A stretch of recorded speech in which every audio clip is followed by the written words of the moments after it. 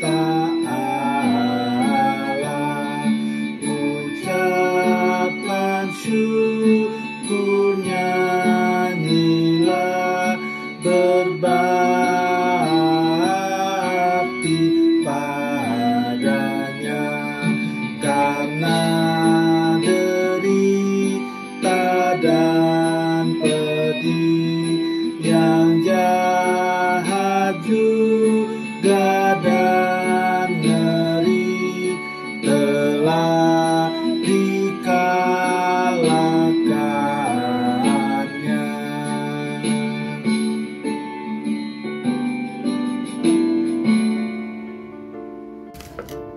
Kasih karunia dan damai sejahtera dari Allah Bapa kita dan dari Tuhan Yesus Kristus menyertaimu. Amin. Selamat pagi Bapak, Ibu, Saudara-saudari yang dikasihi Tuhan Yesus.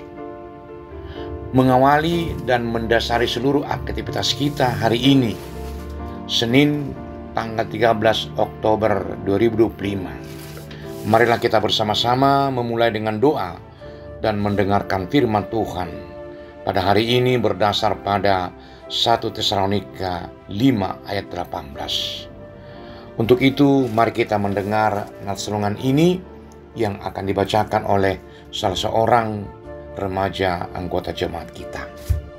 Nats renungan harian Senin 13 Oktober 2025 diambil dari 1 Tesalonika 5 ayat 18. Dalam bahasa Indonesia dikatakan, mengucap syukurlah dalam segala hal, sebab itulah yang dikehendaki Allah di dalam Kristus Yesus bagimu.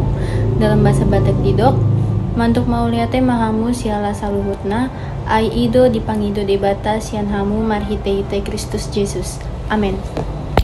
Terima kasih. Tema yang mungkin kita boleh pergumulkan adalah bersyukur, kehendak Allah dalam segala hal. Nas renungan ini adalah pendek namun sangat kuat. Mengucap syukur dalam segala hal, sebab itulah kehendak Allah di dalam Kristus Yesus bagi kamu. Ayat ini merupakan bagian dari nasihat praktis Paulus kepada jemaat di Tesalonika dan diletakkan di antara dua perintah yang sangat dekat, yaitu bersukacitalah senantiasa dan tetaplah berdoa. Itu dapat kita baca sebelumnya ayat 16 dan 17. Tiga perintah ini, yaitu sukacita, doa, dan syukur, adalah tiang penyangga kehidupan Kristen yang sehat. Hari ini kita boleh fokus pada perintah ketiga, yaitu mengucap syukur. Apa arti dan makna syukur? Seringkali kita mengucap syukur hanya saat hal-hal baik terjadi dalam hidup kita.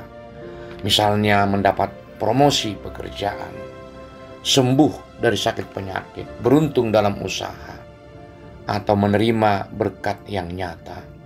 Namun perhatikan baik-baik, kata kuncinya dalam ayat ini, dalam segala hal. Oleh karena itu kita bisa melihat syukur bukan hanya perasaan, tetapi perintah dan pilihan iman. Kata mengucap syukur adalah bahasa Yunani yang mengandung arti memberikan karunia yang baik. Ucapan syukur dalam konteks ini bukanlah respons emosional, melainkan perintah imperatif dari Allah. Mengapa ini penting? Karena perintah menunjukkan bahwa mengucap syukur adalah pilihan aktif yang harus kita ambil. Bahkan ketika perasaan kita bertentangan dengannya, itulah kehendak Allah. Yang berikut, syukur merupakan pengakuan kedaulatan Allah. Mengucap syukur dalam segala hal bukan untuk segala hal buruk. Berarti kita mengakui bahwa Allah berdaulat atas setiap situasi, baik suka maupun duka, untung atau rugi, berbahagia atau sedih, dan lain sebagainya. Yang kedua, boleh kita pahami, Allah punya rencana kebaikan. Bahkan Di balik masalah terberat, bandingkan misalnya dalam Roma 8 ayat 28. Allah turut bekerja dalam segala sesuatu untuk mendatangkan kebaikan. Yang ketiga, hidup kita tidak tergantung pada keadaan, tetapi pada kasih karunia Allah yang kekal. Kita bersyukur karena kita berada di dalam kuasa dan pemeliharaan Kristus Yesus. Inilah dasar syukur kita yang paling utama.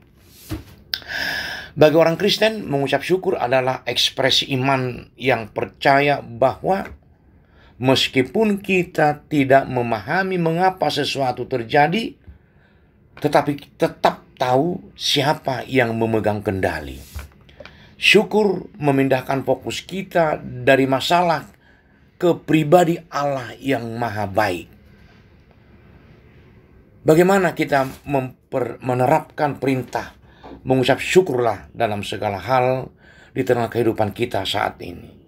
Kalau boleh saya memberikan pergumulan saya. Satu, misalnya dalam masa sulit atau kekurangan. Ketika kita menghadapi kesulitan, boleh diantara sedang sakit atau sakit penyakit yang kronis atau tekanan ekonomi, kecenderungan alami kita adalah mengeluh dan bersungut-sungut.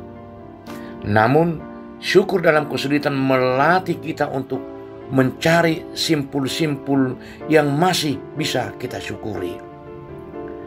Contoh dalam kesan buruk, seorang yang bernama Corrie ten Boom bersyukur atas kutu yang banyak di penjara saat dia menjalani penjara konsentrasi. Karena keberadaan kutu membuat penjaga enggan masuk sehingga mereka bebas bersekutu dan membaca Alkitab. Atau hal lain, cari anugerah kecil yang tersembunyi. Bersyukur untuk kekuatan yang diberikan Tuhan untuk dapat bertahan, untuk keluarga yang mendukung, atau bahkan untuk fakta bahwa kesulitan tersebut memaksa kita untuk lebih dekat kepada Allah. Jadi kita bisa melihat hal yang negatif mendukung kita kepada hal-hal yang baik. Yang lain juga boleh dalam hal rutin dan kehidupan sehari-hari. Kita sering melupakan berkat-berkat yang terasa biasa. Kita bangun di pagi hari, bernapas. Kita dalam kondisi sehat, masih berjalan pekerjaan kita. Dan ada makanan di meja kita. Atau masih ada atap di atas kepala. Semuanya itu adalah anugerah Tuhan yang diberikan untuk memelihara kita. Jangan hanya menunggu momen besar untuk bersyukur. Mulailah hari ini dengan mensyukuri hal-hal kecil. Udara yang bisa masih kita hirup.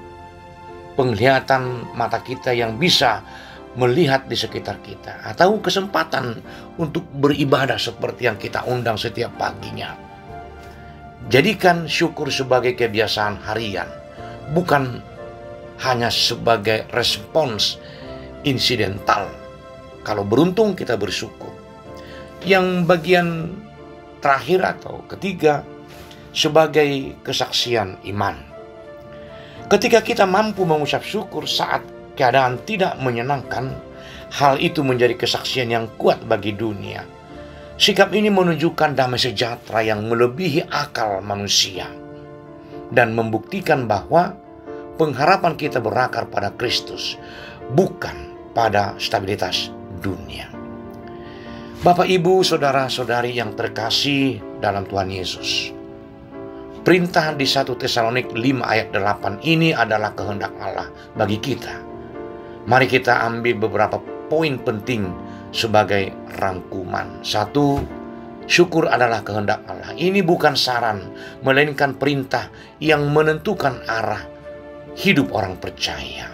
Yang kedua, syukur itu universal, berlaku dalam segala hal, baik buruk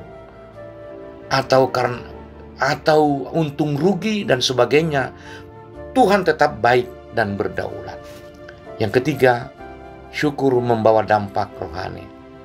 Syukur akan melatih iman kita, mengubah fokus kita dari masalah yang kita hadapi ke anugerah Tuhan dan memelihara sukacita rohani kita. Hari ini mari kita tinggalkan kebiasaan buruk seperti mengeluh, bersungut-sungut, dan mulai secara sadar melatih diri untuk mengucap syukur. Mengembangkan potensi dalam diri kita melihat sisi kebaikan dari semua kehidupan kita. Di tengah tantangan persoalan yang menerpa, kita alih-alih bertanya, mengapa saya? Tanyakan, Tuhan, apa yang bisa saya syukuri di tengah situasi ini? Dengan demikian, kita memenuhi kehendak Allah dan mengalami damai sejahtera Kristus dalam hidup kita. Amin. Kita berdoa. Allah Bapa Surgawi yang kami sembah dalam nama Yesus Kristus, kami bersyukur Tuhan, pada pagi hari ini Engkau memperkenankan kami memahami, mengenal apa makna bersyukur dalam segala hal sebagai orang percaya dalam kehidupan kami. Izinkan kami belajar dari firman-Mu Tuhan, sehingga hidup kami penuh syukur di hadapan-Mu. Berkati perjalanan seluruh jemaat-Mu, kami yang beraktivitas baik di rumah, di kantor, pekerjaan apapun, kami dapat bersyukur di dalamnya untuk memuliakan Engkau. Dalam nama Yesus Kristus kami berdoa padamu Tuhan. Amin.